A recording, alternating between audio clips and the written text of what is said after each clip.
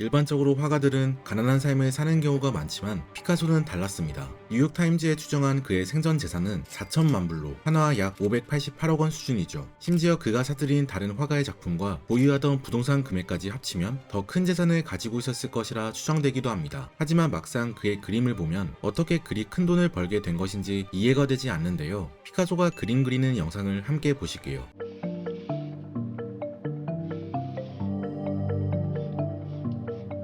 마치 낙서를 하는 듯한 피카소의 모습에 사람들은 이런 댓글을 달기도 했습니다. 이게 뭔 개떡 같은 그림이냐? 피카소 작품입니다. 어이구야 완전 명작이네. 이해하기 어려운 피카소의 작품이 단지 피카소의 이름 때문에 인정받는 상황을 빚고는 말이죠. 하지만 피카소가 유명해진 데에는 나름의 이유가 있었습니다. 원래 피카소는 파리에서 무명의 화가에 불과했습니다. 책 피카소의 전쟁에 따르면 작품을 팔지 못해 가난했던 그는 끼니를 때우기 위해 식당에서 외상을 했고 기르던 개에 밥을 사줄 돈이 없어 쓰레기통에서 먹이를 뒤졌다고 합니다. 그가 태생부터 가난한 것은 아니었는데 피카소는 원래 중산층의 가정에서 태어났습니다. 그의 아버지 호세 루이스는 예술대학 교수였죠. 사실 아버지 호세 루이스도 원래 꿈은 화가였던 적이 있었습니다. 하지만 그의 그림은 좋은 평가를 받지 못했고 대신 돈을 벌기 위해 다른 직업을 선택하게 되었죠. 다행이었던 것은 아버지 호세에게 좋은 그림을 알아보는 눈이 있었다는 점입니다. 그는 어린 시절부터 아들 피카소의 재능을 알아보았고 아들을 예술학교에 등록해 주었죠. 아버지의 예상대로 피카소는 이후 스페인 최고 미술학교에 입학하게 됩니다. 하지만 막상 피카소는 학교에 잘 나가지 않았다고 합니다. 획일화된 교육이 싫었기 때문이죠. 대신 피카소는 자신만의 그림을 그려나갔습니다. 원래 피카소의 초기 작품은 사실적인 묘사에서 시작했었는데요. 피카소가 그렸던 성찬식이나 페파 아주머니의 초상화 등 그의 초창기 그림은 대부분 사실적으로 그려져 있죠. 하지만 점차 그의 작품은 사실적인 묘사가 아닌 추상적인 작품으로 변모해갑니다. 그는 파리로 거주지까지 옮기며 작품 세계를 더욱 발전시켰지만 그의 작품 세계를 이해하는 사람은 오로지 그 혼자뿐이었죠. 피카소의 작품이 인정받게 된 일대기를 다룬 책 피카소의 전쟁에 따르면 초창기 피카소 작품을 구매하는 사람은 아무도 없었다고 합니다. 오히려 그의 작품은 미술관과 부유한 후원자들에게 무시당했죠. 지금 보기에도 피카소 작품은 이해하기 어렵지만 당시 뉴욕 사람들에게 피카소는 충격에 가까웠다고 합니다. 완성되지 않은 습작이라는 평을 받았고 심지어는 정신이상자가 그린 그림 같다며 쓰레기라는 평까지 받았죠. 특히 현재 그의 그림 중 가장 유명한 무인용의 처녀들이라는 그림은 당시 엄청난 혹평을 받았습니다. 평론가들은 이 그림을 보는 건 스스로 휘발유를 마시고 불을 내뿜는 것 같다고 할 정도로 그림을 보는 것만으로도 고통스럽고 역겹다는 평을 내렸죠. 하지만 피카소는 어떻게 작품이 인정받을 수 있었던 것일까요? 이런 글을 처음 알아본 것은 다니엘 헨리 한 바일러라는 독일인이었습니다. 은행가의 아들이었던 그는 세잔느와 마티즈 작품의 매력에 빠져 그림에 관심을 가지기 시작했고 이후 본격적으로 미술품을 거래하는 화상으로 활동하게 되죠. 우연히 피카소의 작품을 접한 칸바일러 또한 처음에는 그의 그림을 매우 기이하다고 생각했다고 합니다. 하지만 그는 작품에 왠지 모를 묘한 매력을 느꼈고 언젠가 피카소의 작품이 인기를 끌겠다는 생각에 당시 빈털터리였던 피카소의 작품을 최저가로 많은 양을 구매하게 되죠. 이후 칸바일러는 독특한 마케팅 전략을 구사했습니다. 바로 아무런 홍보도 하지 않는 것이죠. 칸바일러는 자신이 홍보를 해봤자 어차피 당시 대중들은 피카소의 작품을 좋아하지 않을 것을 알았던 것입니다. 대신 그는 해외 구매자들을 노렸고 특히 러시아로 눈을 돌렸습니다. 당시 러시아는 산업혁명도 거의 시작되지 않아 매우 가난한 상황이었지만 소수의 상업 엘리트층에게 부가 집중되어 있었습니다. 실제로 피카소의 작품을 처음 구매한 사람도 칸바일러가 노린 러시아 상업 엘리트 세르게이 슈킨이었죠. 물론 세르게이 슈킨 또한 피카소의 작품을 보자마자 좋아했던 것은 아니었습니다. 세르게이 슈킨은 피카소의 작품을 처음 보고는 깨진 유리 조각을 내 입에 수저 넣은 것 같을 정도로 고통스러웠다고 하죠. 그는 거의 오기에 가까운 마음으로 피카소의 작품을 몇 점 구매하게 됩니다. 이해할 수 없는 그의 작품을 가까이 두고 이해해보고 싶었던 것이죠. 이때 이후 의외로 세르게이 슈킨은 피카소의 광팬이 되었고 매년 평균 10점의 피카소 작품을 구매했다고 합니다. 심지어 자신의 자택을 미술관으로 개조해 대중들에게도 공개하면서 피카소 작품을 러시아 국민들에게 알리게 되죠. 이후 피카소는 러시아를 거쳐 독일 등에서도 조금씩 알려지게 됩니다. 하지만 곧 1차 세계대전이 일어나며 그의 인생은 다시 한번 암흑기에 빠져들게 되죠. 프랑스에서 전쟁이 일어나자 동료 화가들은 징집되어 전쟁에 끌려가거나 전쟁을 피하기 위해 프랑스를 버리고 떠났습니다. 피카소는 조국 스페인으로 돌아가는 대신 프랑스에 남아있기로 결정하지만 스페인 출신의 이민자였기 때문에 매우 불안한 상태였습니다. 일부 사람들은 피카소를 두고 동료들은 조국을 구하기 위해 전쟁에 끌려갔는데 본인 혼자 화실에 남아있다며 이 나라에 있을 권리조차 없다고 비난했죠. 심지어 그의 스페인 친구였던 그리스 니스는 프랑스에서 추방될 위험에 놓이기도 합니다. 하지만 사람들의 비난에도 피카소는 파리를 떠나지 않았죠. 사실 그에게 파리는 특별한 의미를 지녔습니다. 그가 본격적으로 화가라는 길을 선택하게 된 것도, 자신을 알아준 칸바일러를 만난 것도 모두 프랑스 파리에서 일어난 일이었죠. 하지만 얼마 후 피카소는 더 큰 위험에 놓이게 됩니다. 바로 자신의 그림을 팔아주던 칸바일러와 연락이 끊기게 된 것이었죠. 피카소는 칸바일러가 때때로 보내주는 보조금에 의지해 생계를 유지하고 있었습니다. 그런데 전쟁이 일어나고 어느 순간부터 칸바일러가 돈을 뚝 끊어버린 것이죠. 당시 칸바일러는 나름대로 큰 위기를 맞이한 상태였습니다. 매년 여름 휴가를 떠나는 칸바일러는 전쟁이 일어난 그 해에도 파리 갤러리의 문을 닫고 가족과 함께 조국 독일을 방문했다고 합니다. 그런데 그가 가족과 함께 위넨 위쪽의 산에서 일광욕을 즐기는 동안 갑자기 러시아가 독일 동맹국인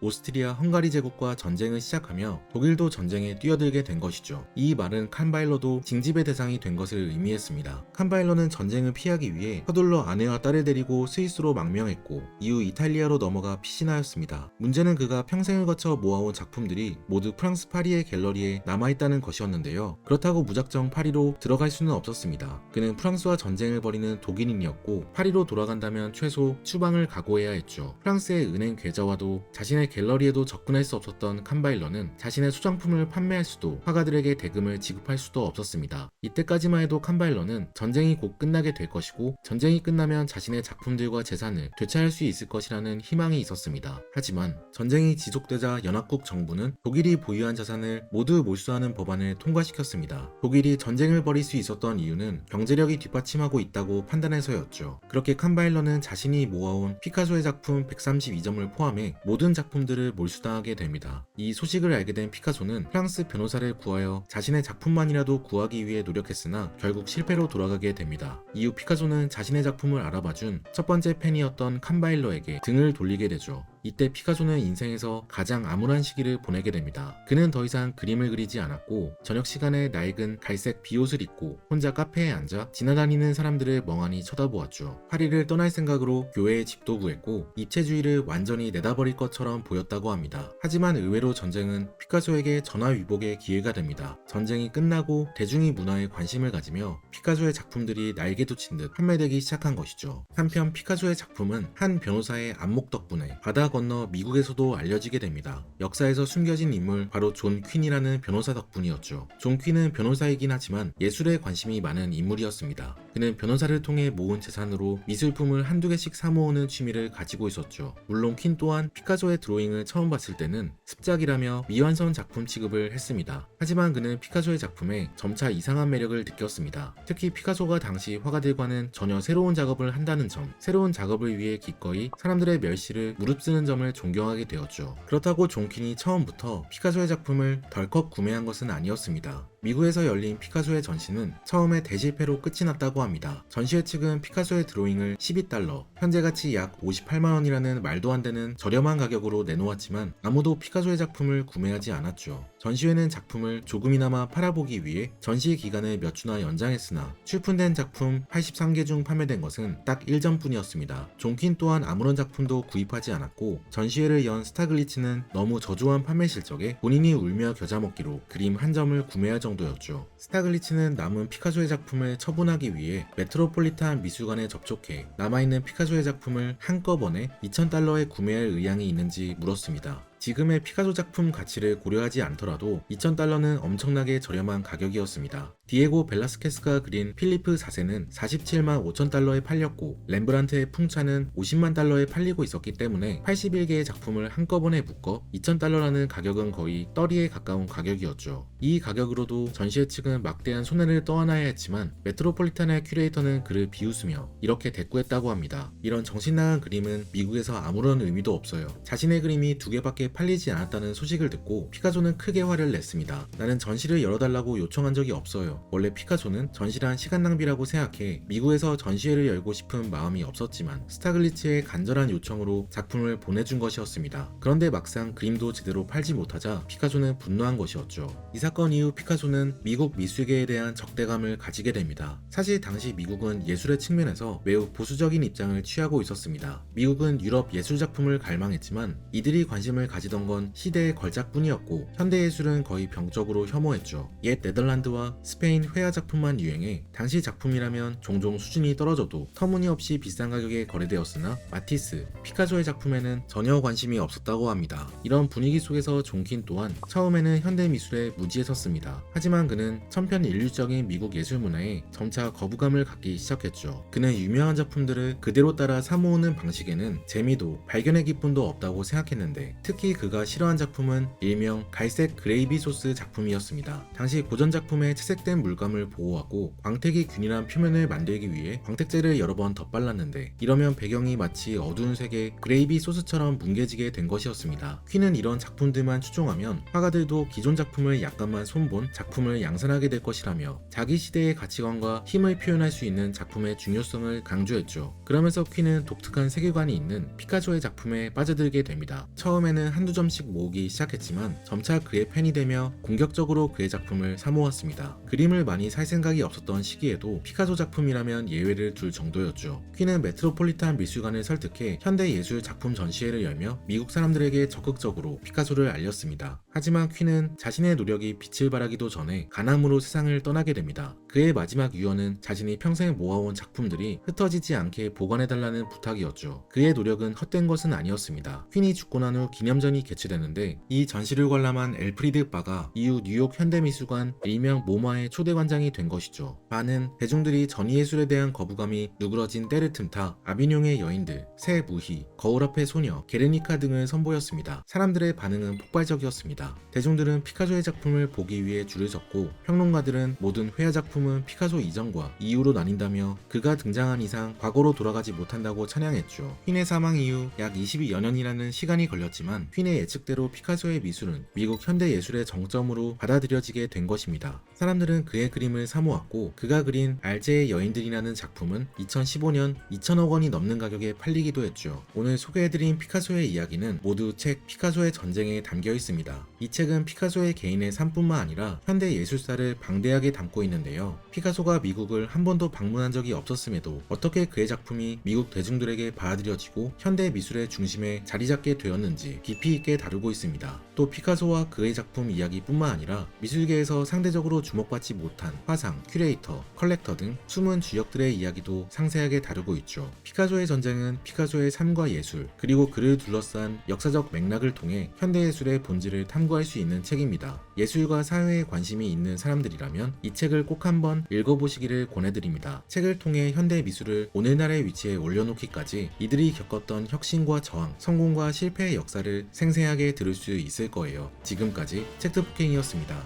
오늘 함께 읽은 책 피카소의 전쟁, 현대 미술은 어떻게 미국에 진출했는가, 저자 휴 에이킨. I know that I'm well away from being a perfect guy.